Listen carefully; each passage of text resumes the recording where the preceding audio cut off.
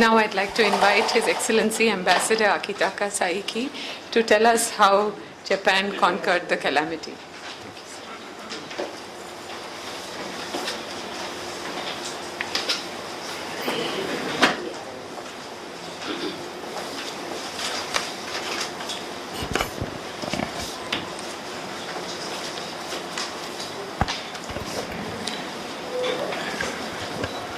Good afternoon, ladies and gentlemen. Thank you very much, Chairman Kulkarni, for very kind introduction which you just made at the beginning of this session. Let me first of all begin by thanking every one of you for the moment of silence, praying for the victims of the tragedy and praying for the continued best efforts being made by survivors of the calamity. I'm most grateful for your kind and compassionate expression of sympathy. It's a great honor for me to be invited at this prestigious think tank, Observer Research Foundation, Mumbai. And it's indeed a great pleasure for me to be meeting with you this afternoon. I arrived here in Mumbai, Bombay, this morning, and had some programs to go through. But I'm very impressed by this great city, very busy, but very active and lively. I think I have to, this time I'm staying just for 3 days, but I cannot visit all the places where I want to visit, but there is always a second opportunity, so I shall come back for the next visit in the very near future.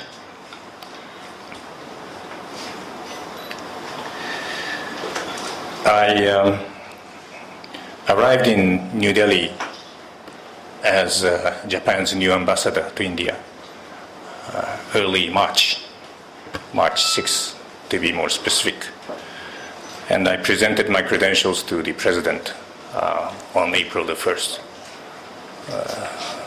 Then afterwards, I have been active officially as ambassador representing Japan in this country. I have been seeing many people already in the government and also in the private sector. But I've been so deeply touched by a very kind message everyone whom I meet extends to me about the tragedy in Japan. In fact, India has been the first country among all who has extended hands of help to Japanese nation by sending a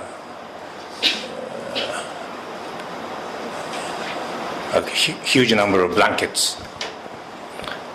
25,000 blankets arrived in Japan and was delivered. They were all delivered to evacuees in the area, northern part of Japan, which when we saw the image earlier on the screen, the area is still very cold, even at this time of the year.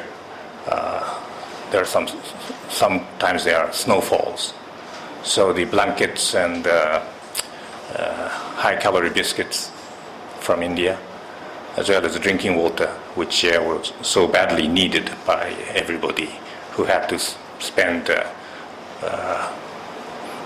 their initial days, a week, 2 weeks, 3 weeks, without any personal belongings with them. They had no time to carry with them anything from their homes. They barely escaped the tsunami waves when the waves attacked the villages and towns on the seashore, on the coastal part. So many towns and villages has been swept away. Ports, harbors, roads, railways, everything disappeared after this the huge waves which hit the area. Indeed, this was an unprecedented natural disaster in Japan. Yes, there is history describing in the remote past where tsunami waves hit Japan. But of course, we have been prepared for some tsunamis, but more prepared we have been with the earthquakes. The aftershocks of that major earthquake which hit Japan on March 11th. As you all know already by this time, the magnitude was 9.0 scale, which nobody actually anticipated to take place in that part of Japan, even experts. And together with tsunami waves, this is something that we experienced in more than what we haven't experienced in more than 100 years or more than that. So we were totally unprepared in a way that so many lives have been taken away by this destruction. Today, I don't have any prepared text of speech because I don't want to read out prepared text speech. Rather, I do have some facts and figures which I would like to share with you so that your understanding about the situation, the latest situation in Japan, will be enhanced. I say this because I'm not just talking about the way Indian newspapers are reporting. I'm not complaining at all about that. But somehow media reports tend to exaggerate what actually happened, which tend to invite some panic reaction from many citizens, both Japanese and foreign nationals in Japan. But I can say that for sure that it is not the situation where the entire Japan is melting down. There is no melting down situation in Japan or in Fukushima, because some reports tell that the level of seriousness on the nuclear reactor in Fukushima is equivalent to that in Chernobyl in Soviet Russia. That was, I think, not the way policy makers in Japan wanted to convey the message. Yes, indeed, some of the samples taken from the air, iodine and what others, I forgot, but it's chemical stuff. The proliferation in the air, the amount was far less than in the case of Chernobyl. But if the situation had continued with other materials, radioactive nature in the region, then the situation could have been as bad as that of this Chernobyl case. So this Chernobyl, that word caught the attention of so many people who didn't really know what actually was happening in the region. Now, I need to depend on the reading glasses because this is something which I wanted to mention at the outset before I go into my presentation. In this audience, there is a very dear friend of mine with whom I have come to know 35 years ago when we were both studying at one of the American academic institutions in Boston. It's Mr. Lin here. He's a Consul General of Singapore. And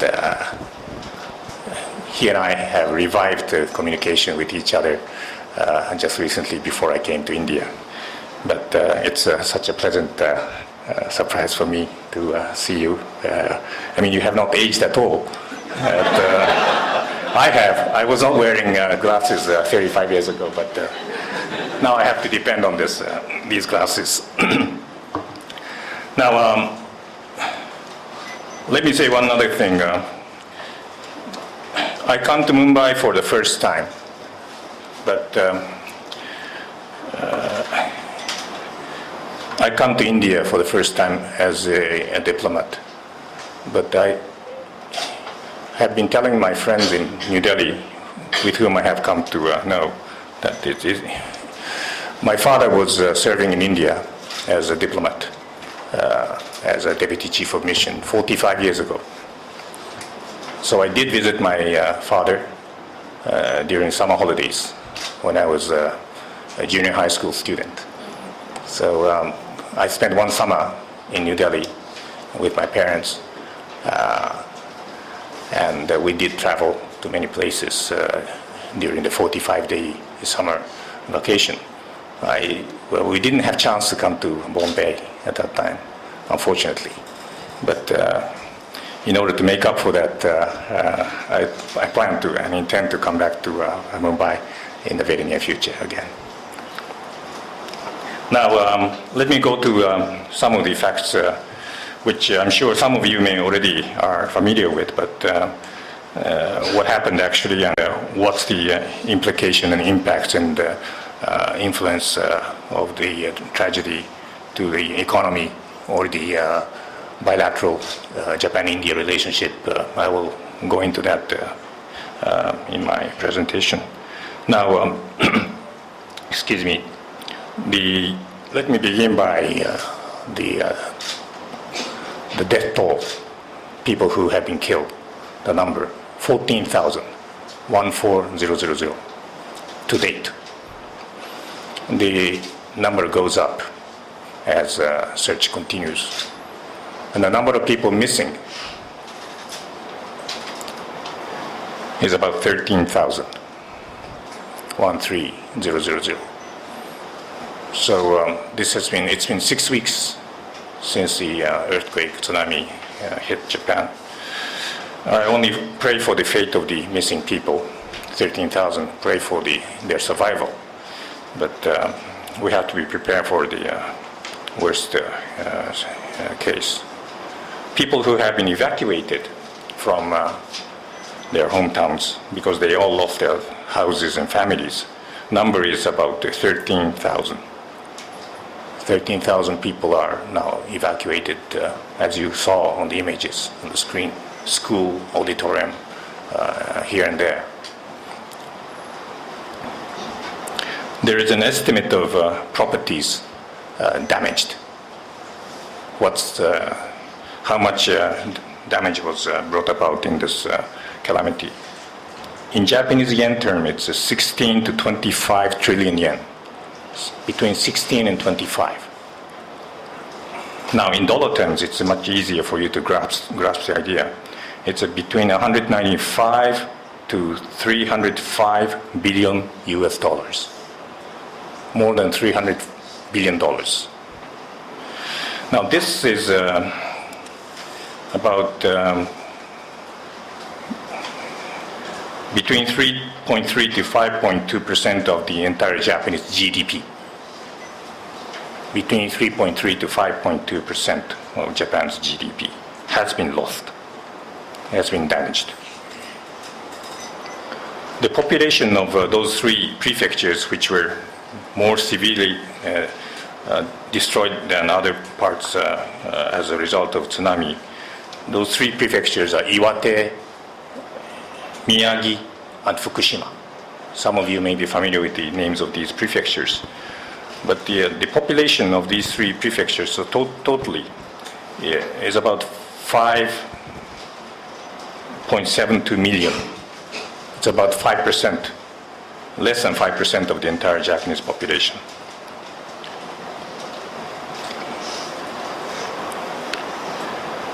Those places, those towns and villages which had been hit by tsunami had the employment of about 840,000 people. And they were all lost. Not saying that everybody was killed, but the 840,000 jobs, employment have been lost.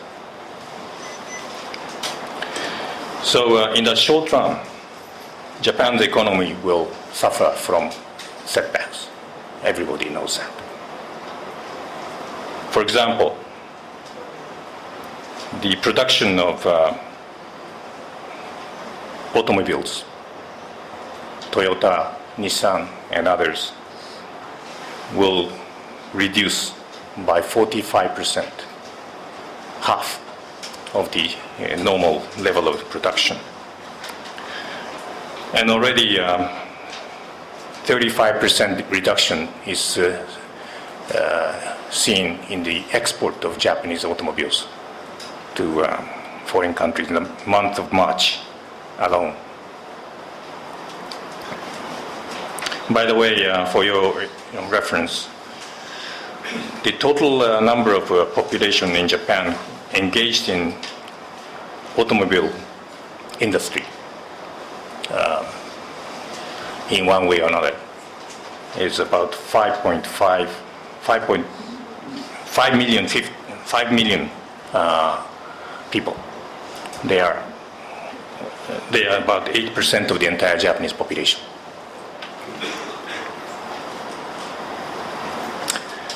And the export of Japanese automobiles and the auto parts, including semiconductors and all these small things that constitute the automobile, is about 25% of the entire Japanese export. So 1/4 of Japan's export is related to automobile. So this is a very serious situation for us, very serious. Toyota has factories and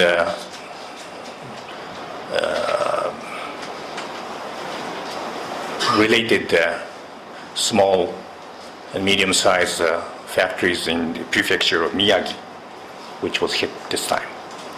Nissan also has factories in Fukushima prefecture.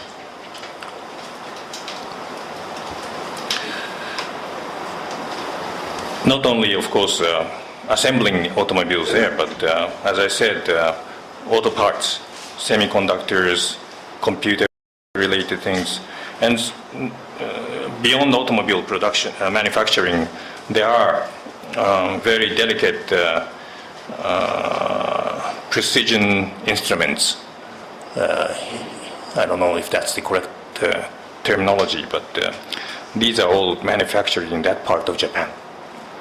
So the supply chain of the product has lots of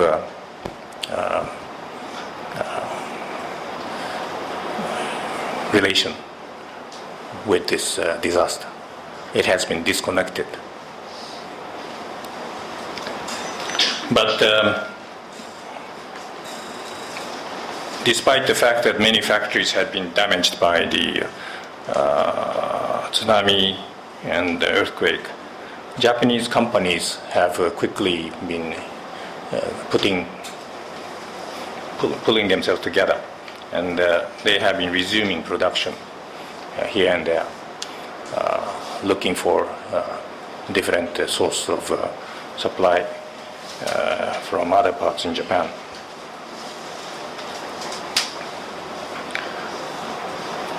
Other than the production that is bringing about setback of Japanese economy in the short run, consumption in Japan is also suffering from great reduction.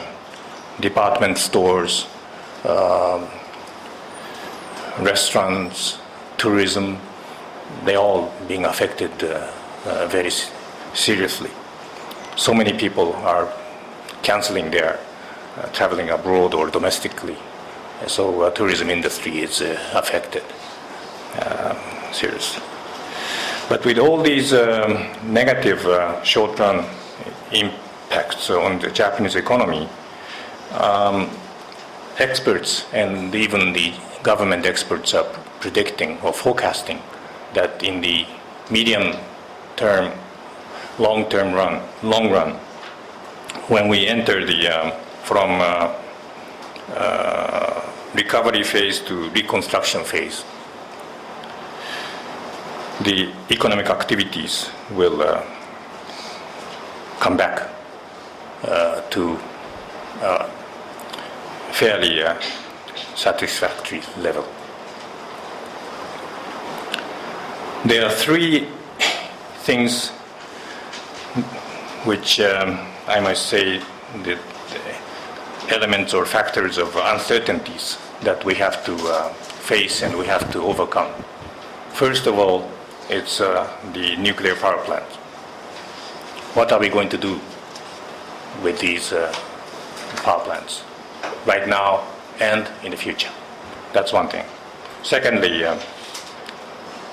what are we going to do with the gap between supply and demand in the electricity?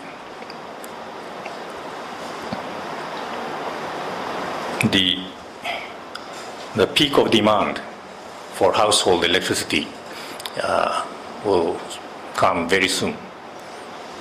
June, July, August will be the peak. Now, people, of course, here in India as well, people will use air conditioners. So are we going to tell the household that don't use air conditioners at home, just rely on fans, or just like this? I always carry this. This is not bad. I don't need any electricity. But we cannot ask everybody to use this in Japan. Now the third thing which I will share with you about this part of the uncertainty is the speed in which the global supply chain will recover, originating in Japan. As I mentioned about the automobile or chemical industry, pharmaceutical industry.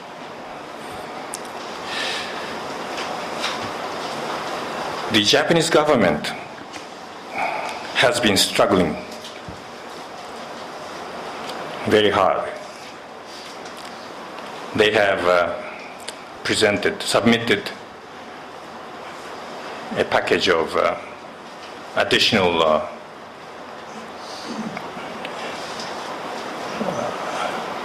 budget expense last week on Friday. This supplementary budget we call the first of its series exceeds 50 billion US dollars. They will be spent for the recovery of repair of the roads, as you see on the poster just behind me. Roads and ports, harbors, they need to be repaired as soon as possible. And budget will be spent also for the removal of rubbles. Houses have been torn down. They are piling up. Nowhere to go. Where are we going to bring them? We cannot just abandon them like that. So, sizable amount of money will be spent for the removal of the rubbles. And also money will be spent for the construction of temporary housing. As I mentioned, the number of evacuees numbering to what, 13,000. Doesn't necessarily mean that everyone needs that the number of a house each, because of families numbers. But we have to build the house as quickly as possible. But where? Where are we going to build these houses? Because these lands, the places are not belonging to government, private properties mainly. So we have to get the permission from the private citizens to, can we use your land to build the temporary houses? But in some cases, owners of the land are missing. So there are some difficulties. The money will have to be spent to support the small and medium-sized industries. These business people in the affected area are mainly in agriculture and fisheries, and also in factories where semiconductors and automobile parts are being manufactured, and the local employment has been placed in these areas. And many of them are small size. But more than 90% of the Japanese companies are small size companies. You can easily, of course, mention Toyota, Honda, Nissan, all these major countries, but they have been sustained by millions of small size companies who are manufacturing all these small pieces of automobile, for example. So without their revival, very difficult for the entire industry to stand on the feet again. Now, after this, the first batch of budget is approved by Japanese Parliament Diet, we expect this will be approved early May, 2nd of May, according to the government schedule. And the second batch will also be introduced. So with this additional expenditure of the government, we hope that some of these problems will be addressed. Now let me turn to issue related to nuclear power plants. In Japan, there are 54 nuclear plants operating. And in that affected power plant of Fukushima, they have about 6 of them, reactors. And those 6 reactors produced about 10% of the entire supply of electricity using nuclear reactors.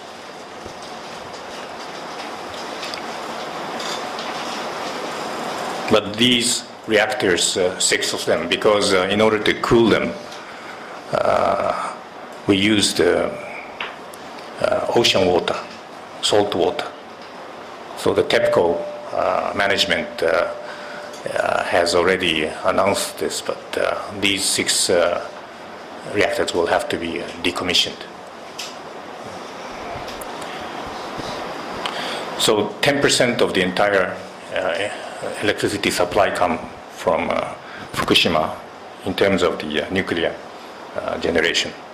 So we have to look for other power plants to make up for this loss. Can we do that? I don't know yet. We have no idea yet. Now, for your information, let me tell you this. In Japan, power generation from various sources, among which nuclear power occupies 29% of the entire generation of electricity in Japan. About the same number we rely on natural gas, 29% natural gas. Coal as source of electricity supply, 25%. And what do you call it, hydro? Hydro. Yeah, hydro, 8%. Petrol, 7. Geothermal and other sources, so-called new energy source, just 1%. Solar and geothermal. Before the tsunami, government has projected that by the year 2014, 3 years from now, we will be relying on nuclear power generation 37%, from 29 to 37 up. That was the original projection. In the year 2019, 8 years from now, that figure goes up to 41%.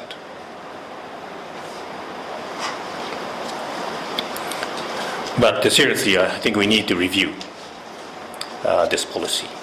Not saying that we are going to divert from nuclear power to other sources of electricity supply, because Japan cannot afford importing petrol or coal from abroad to be used for the power generation. I know that review is taking place, or is about to take place here also in India, about the appropriateness of nuclear power generation. It's of course India to decide what to do. But in Japan, despite this accident or problem, when people were asked through the opinion survey conducted by one of the major newspapers, Asahi, I think. Do you agree to continue to rely on nuclear power for the electricity? More than 50% said yes. So what is the problem here? Whether to rely on nuclear or not doesn't seem to be the major problem. I think people are more concerned about the safety. Japan has been very proud in the last 40 years to have the most stringent safety standard of operation of nuclear power plants.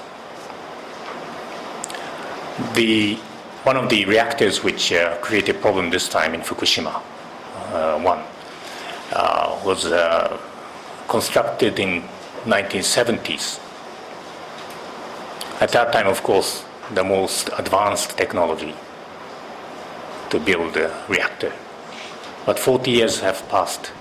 And of course, constant improvement in the safety of the reactors have been conducted.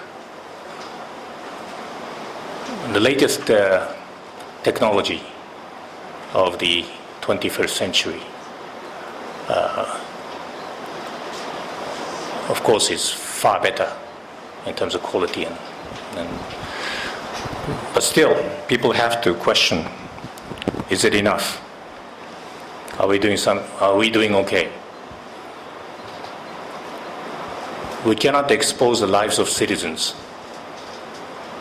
in the danger again. So government experts with TEPCO experts and those who have built reactors come from Hitachi and other major companies, electricity companies. They have all sorts of experts. So we have to rely on the expertise, technically speaking.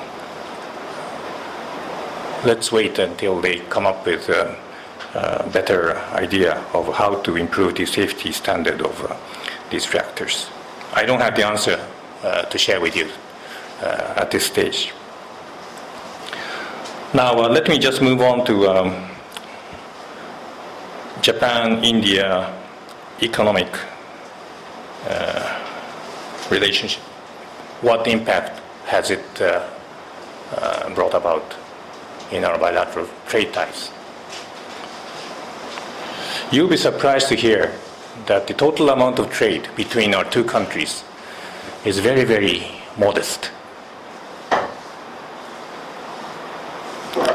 It's in the year 2009, the figure which I have with me, the total amount of trade, both ways, is 12.5 billion US dollars. Only 12.5. It's unthinkable that India, of this economic growth, fast growth, double-digit growth, and Japan, one of the major economic powers, both countries in Asia are only at this level of economic engagements. How about investment? From Japan to India, direct investment is about 10 billion US dollars. Only 10 billions. It's a shame. There is room for more and more interactions in the economic fields, both exports, imports, and investment. Well, of course, there is some sign of encouraging, nature. In the last 3 years, Japanese companies have come to invest here in India. The number has doubled. In the year 2007, the number of Japanese companies in India were only 362. October last year, 2010, the number increased to 725, double almost. And it's going to go up, continue to go up. I think you're familiar with the term SEPA. This is an economic partnership agreement between Japan and India after a series of negotiations between the two governments. We have signed this agreement February when your Commerce Minister Sharma went to Japan and signed the treaty with the Japanese Foreign Minister. Now it's pending approval in Japan by Japanese National Diet Parliament. India doesn't have to go through that process. It's already done. But on the Japanese side, we have to have the agreement deliberated by the Diet. And it will be submitted to the Diet shortly. And I don't think so much time will be spent for the deliberation on the content of the agreement. So I hope that approval will be given by National Diet by the end of this current session of the Diet, which is supposed to end in June. So after that, the SEPA will go into effect, and as your Commerce Minister predicted, the trade amount between our two countries will double in the next 5 years. Let's aim at that.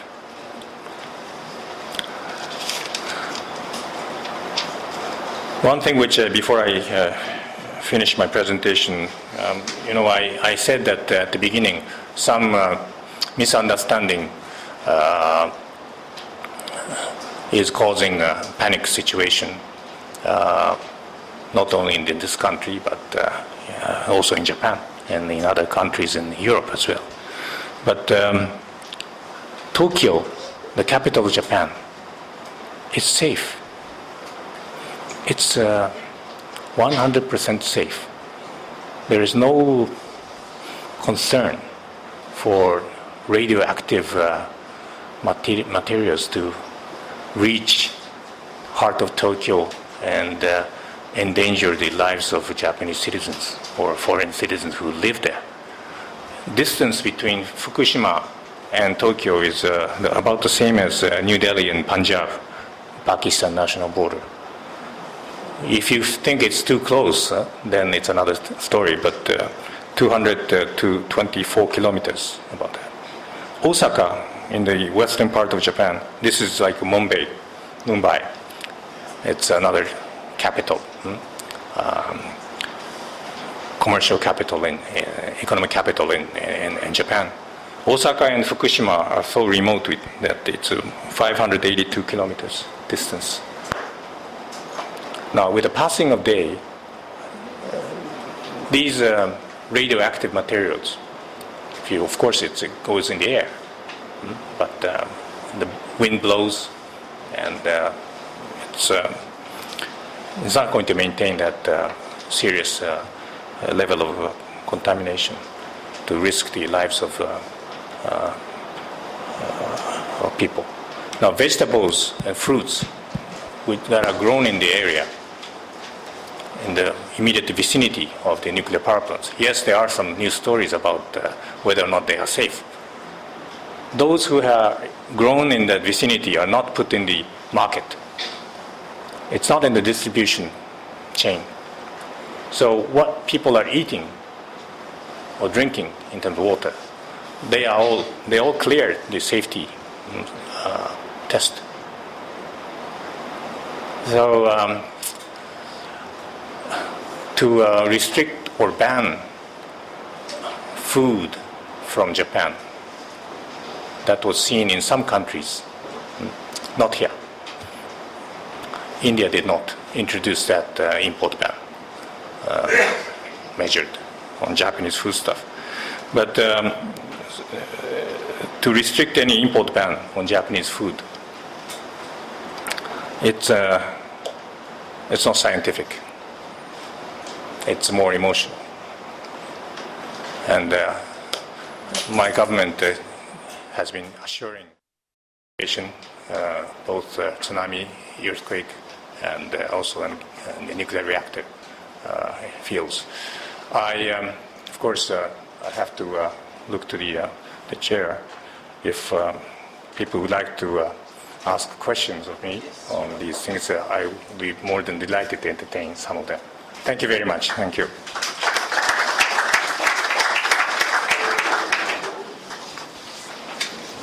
Thank you very much, Ambassador Saiki.